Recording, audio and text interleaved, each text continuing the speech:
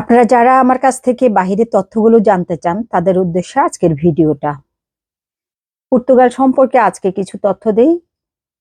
আপনারা হয়তো অনেকেই জানেন না পর্তুগালে অভিবাসী আইনটা সম্পর্কে। আগে পর্তুগালে সেফ এন্ট্রি দিলেই আহ, মানে আপনাকে ওইখানে 1 বছর পরে তারা সেফ আপনাকে কল করতো। কল করার পরে আপনার লাস্ট 6 মাসের ট্যাক্স যদি আপনি দিয়ে থাকেন তখন তারা টেরিফিকেশন করে মোটামুটি আপনার কিছু ডকুমেন্টস লাগতো, এই ডকুমেন্টস গুলো সাবমিট করার পর তারা রেসিডেন্স কার্ড দিয়ে দিত। ফার্স্ট 2 বছর, পরে 3 বছর, এভাবে করে দিয়ে দেয়।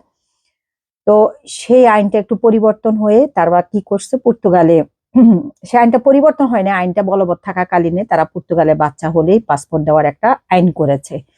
আসলে তারা ইকোনমিক্যালি দেশটাকে ডেভেলপ করার জন্য এই আইনগুলো করেছিল। তাদের দেশটা ইকোনমিক্যালি একটু ডাউন, তো তারা চিন্তা করেছে কিছু মানুষ যদি যায় তাদের ওখানে ইকোনমিক্যালি যদি একটু স্টেবল হয় সে কারণে। তো সেখানে আপনি ওখানে গিয়ে যদি আপনি স্টুডেন্ট ভিসায় গিয়েও যদি আপনার কোনো বাচ্চা টাচ্চা হয় তাহলে আপনার ওই বাচ্চাকে তারা ইনস্ট্যান্ট পাসপোর্ট দিয়ে দিবে। মানে যদি ওয়াইফ হাজবেন্ড দুজনই ওখানে থাকে, যে কোনো একজনই স্টুডেন্ট ভিসায় গেলে আরেকজন তো ডিপেন্ডেবল হয়ে থাকে।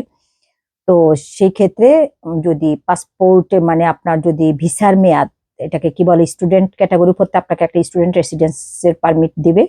সেটার মেয়াদ যদি 1 বছর থাকে, মানে বাচ্চা যখন ডেলিভারি হবে তখন যদি ওই রেসিডেন্সের মেয়াদটা 1 বছর থাকে তাহলে ওই বাচ্চাটা হওয়ার সাথে সাথে বাচ্চাটা পাসপোর্ট পেয়ে যাবে। আর বাচ্চাটা যখন পাসপোর্ট পেয়ে যাবে তখন বাচ্চার বাবা মা তখন ইউর একটা কার্ড পেয়ে যাবে। ইউরোপীয় ইউনিয়নের কার্ড পেলে তখন তারা ইউরোপের যে কোনো দেশে মুভ করতে সহজ হয়। তখন তারা বেশিরভাগ দেখা গেছে যে নেদারল্যান্ডে অনেকে এইভাবে মুভ হইতেছে, অনেকে নেদারল্যান্ডে এইভাবে মুভমেন্ট করছে, নেদারল্যান্ডে চলে আসছে। কারণ নেদারল্যান্ডে যেহেতু ইনকামের অপরচুনিটিটা একটু বেশি এবং ওয়েদারটা একটু আমাদের এশিয়ান মানুষজনদের স্কিনের জন্য বা স্বাস্থ্যের জন্য ভালো, সে কারণে তারা নর্মালি ফার্স্ট চুজে থাকে নেদারল্যান্ডে চলে আসার জন্য। তো নেদারল্যান্ডে তো অ্যাসাইলাম দিতে চায় না, যুদ্ধের দেশগুলোকেই নেদারল্যান্ড একটু প্রেফার করে, তাছাড়া নেদারল্যান্ড কোনো অ্যাসাইলাম অ্যাকসেপ্ট করে না। এবং বাংলাদেশিদের তো এখানে থাকা খুবই ডিফিকাল্ট। আপনি নেদারল্যান্ডে কিন্তু খুব একটা বাংলাদেশি নাই, বেশিরভাগই হচ্ছে আপনার সিরিয়ান, আফগানিস্তান, তারপরে হচ্ছে মরক্কো, তারপরে তুর্কি, তারপরে হচ্ছে ইয়েমেন, এইসব দেশের লোকজনই নেদারল্যান্ডে বেশি। বাংলাদেশি খুব একটা লোকজন নাই, বাংলাদেশি কমিউনিটি আমাদের অনেক দুর্বল, যদিও আমরা চাই বাংলাদেশি লোকজন আসুক।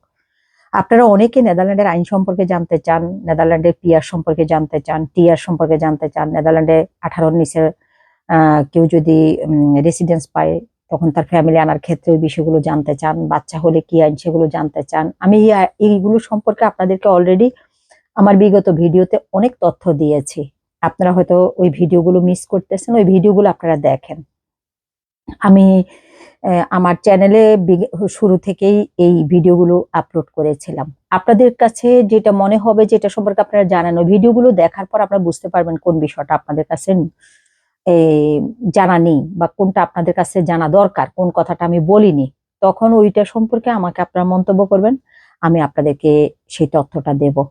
এখন একটা বিষয় নিয়ে যদি বারবার ভিডিও করি তাহলে যারা আগে দেখে ফেলছে তারা তো বিরক্ত হবে, বিরক্ত হয়ে চ্যানেলটা আনসাবস্ক্রাইব করে দিবে, তারা এটা দেখবে না, তারা মনে করবে যে বারবারই একটা জিনিসে দেয়, বারবারই একটা তথ্যই দেয়। সেই কারণে আপনারা চেষ্টা করবেন আমার আগের ভিডিওগুলো দেখতে। আগের ভিডিওতে আমার নেদারল্যান্ড সম্পর্কে অনেক তথ্য দেওয়া আছে।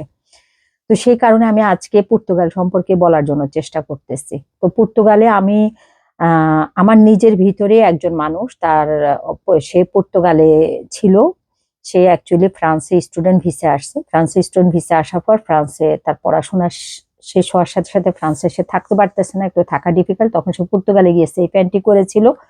আপনারা জানেন গত 1.5 বছর হইল, গত বছর শুরুতেই পর্তুগালে সেফ এন্ট্রি সিস্টেমটা বন্ধ করে দিয়েছে।